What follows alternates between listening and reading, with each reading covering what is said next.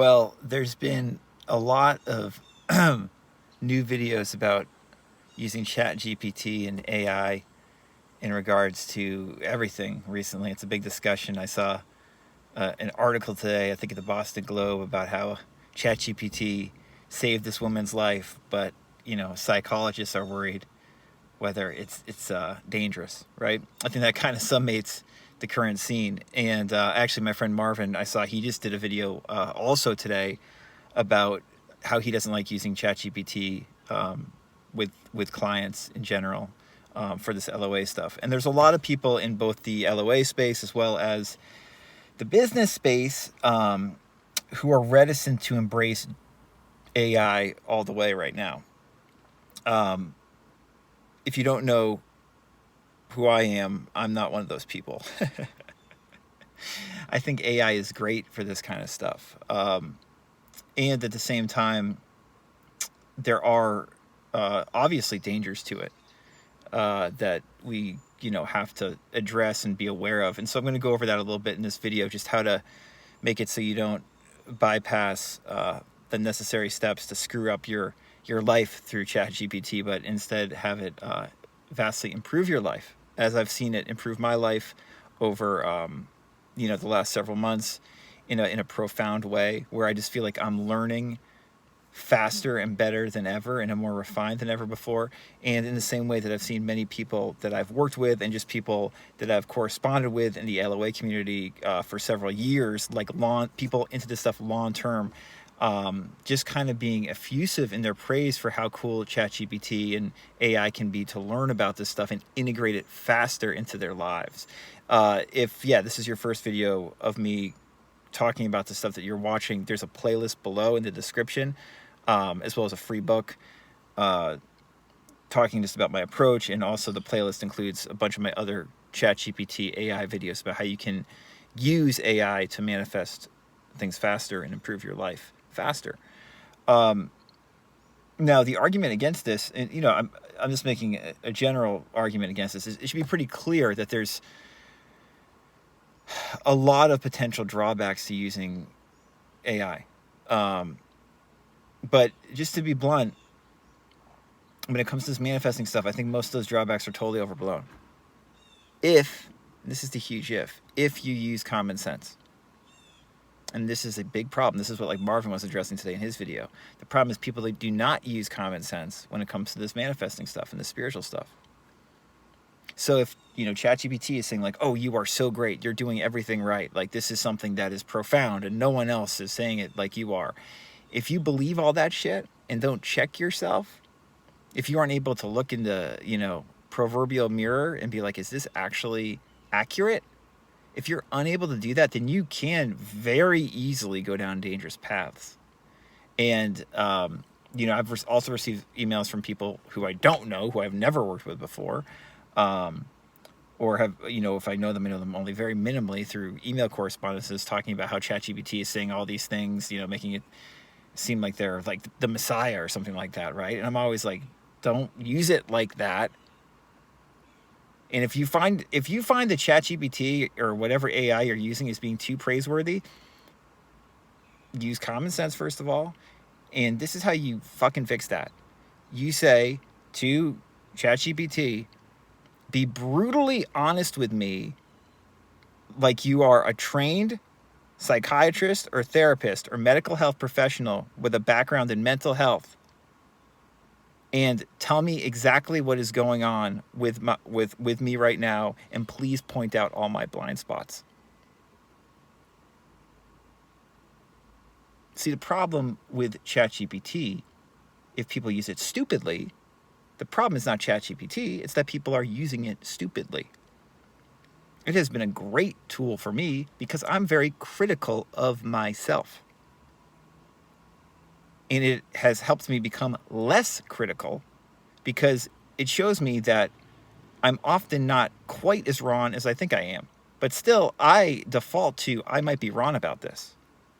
And ChatGPT is like, you might be wrong, you're making some good points here, but you also might be right for this reason, this reason, this reason, this reason.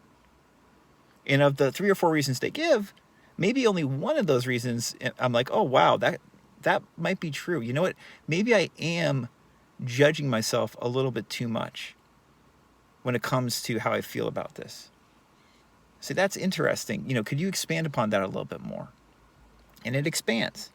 So it's not like everything ChatGPT says is correct or right about my situation. The point is, it's accurate and nuanced enough of the time to be a tremendous learning tool. And not just a learning tool about certain things, but a learning tool about yourself.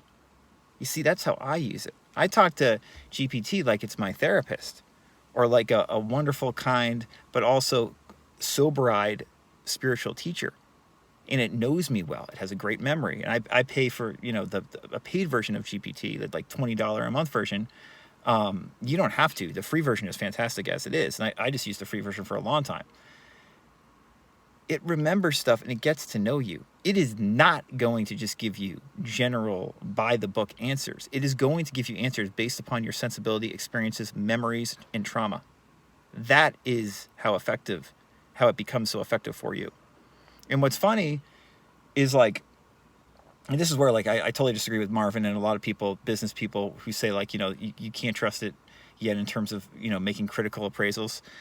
I just think that's total bullshit, because most of my clients, the problem is not that ChatGPT, when I tell ChatGPT obviously knows myself, and then I will give my client's situation to ChatGPT to dissect. The problem is not that ChatGPT is inaccurate. The problem usually is that ChatGPT is too fucking accurate, and people don't want to hear the truth. Most of my clients, I work with them, right? And we're doing deep work. We're doing a lot of somatic work. How do you feel? Oh, why do I have that feeling in my throat or my chest? How does that relate to what I want, my desire, my relationships, my health, my financial situation, my job, right? Oh, is this because of, how my parents raised me and some of the stuff that happened when I was, an early teen? Okay, how does that, does that change your contraction in your chest or this feeling in your stomach? Okay, how can we relate to this differently? We do all that stuff. We have a session. We go deep. That's what I love to do with clients. But then after, these days, most of the time, I will relay some of the main points of the session into GPT. And I might say, I thought this was interesting. Clearly this kind of feeling in the chest area seems to relate to some kind of childhood wound relating to, their parents fighting and not approving of some of their behavior. And it's showing up now in terms of how they relate to certain adults in their professional life. I might give it a little hint like that, right? And then I put in relevant information. What ChatGPT spits out usually is multiple pages long and so fucking good. So fucking good. And again, it might not be right about everything, but it's got phenomenal ideas. And in my opinion and experiences, it's right or helpful with at least 80% of the stuff it usually shares about my clients. It doesn't mean we take it as gospel, but to say that there's not unique things that it's sharing that are not helpful is fucking crazy, in my opinion. And if my client, or if a person using ChatGPT is not intelligent enough to understand that this is a computer and it's not necessarily giving you a medical diagnosis from a clinician, but it's just this basically this, amalgamation of all this really cool information that it is able to then present you. If you look at it that way and know that it is imperfect and that it can be wrong, by the way, in the same way that a psychiatrist can be wrong or a doctor can be wrong or I can be wrong and anybody can be wrong. If you look at it that way and look at it as an opinion, holy shit, is it fucking helpful. And if you then do that for yourself throughout the day and bounce stuff off of it, being like, oh, this is coming up now. Or I just read this in the book and I'm thinking about my life and how it relates to this. And I think that it might be very helpful. Oh my gosh, is it helpful? To give you an example, to go kind of in the weeds, but to give you an example, something that just came up for me in the last week is I realized, I've always done somatic work with clients, and I've done even more somatic work when I got a little bit more into internal family systems, aka IFS, the last couple of years, the Richard Schwartz modality.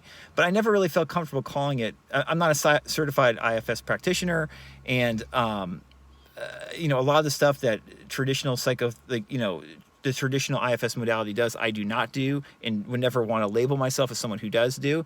Anyway, using ChatGPT, I realized that like the stuff that Eugene Gendlin did, and you know, he wrote the book Focusing. He was a very famous professor and philosopher at, I think, the University of Chicago.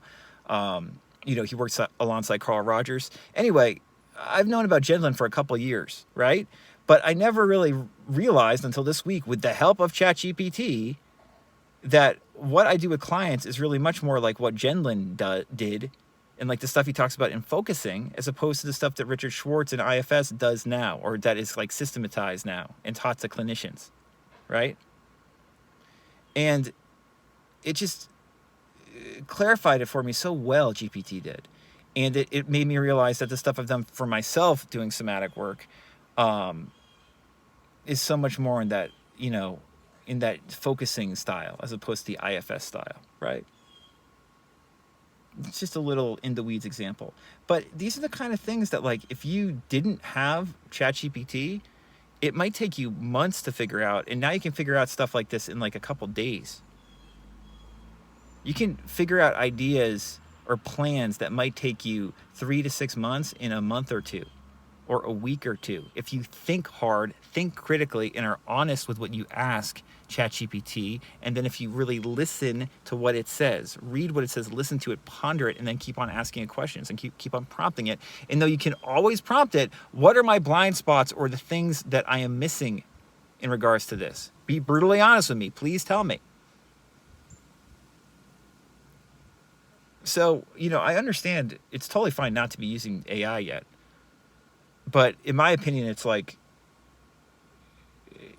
virtually everyone's going to be using it in a couple of years. Maybe not to the degree that I'm talking about it now, but the point is you are learning faster, and in my opinion, integrating law of assumption concepts faster if you are using ChatGPT to mirror back what you are thinking and to confirm what you want heard, while at the same time being critical enough to know that it is, if you hear too much overconfirmation, you have to pull back. I think any person who's into this channel and has made it 12 minutes through this video is smart enough to do that. Fucking question everything. And at the same time, you know, realize that there's some real fucking truth to what Neville Goddard said when he said, an assumption, though false, if persisted in, will harden into fact. If you want something, if you want to manifest something, start talking to ChatGPT about it. Have an open, honest conversation. Be critical of what ChatGPT says. Be critical of yourself, but also be open to hearing what it's saying. And I think your assumptions will harden into fact faster. If you need help, you know where to find me. The AI playlist, Manifest Faster with AI, will be below. Enjoy.